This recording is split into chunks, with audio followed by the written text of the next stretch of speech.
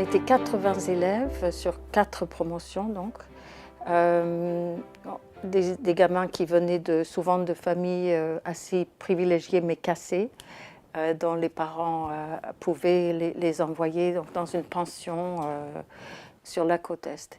Mais c'était le contraire d'une école prépa snobinette. Et je suis passée d'un univers complètement classique d'école publique où les valeurs étaient la concurrence sur tous les plans, y compris bien sûr la concurrence des jeunes filles entre elles pour la beauté, le maquillage, les habits comme ci, les marques comme ça, les choses à acheter pour prouver qu'on était dans le coup.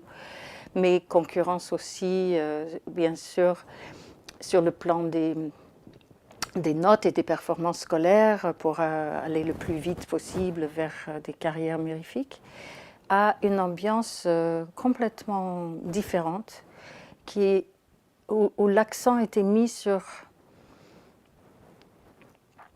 le partage et la découverte des beautés possibles dans tous les domaines. C'était les beautés des mathématiques, c'était les beautés de la chimie, c'était les beautés de la nature autour, c'était les beautés de la littérature, de la musique.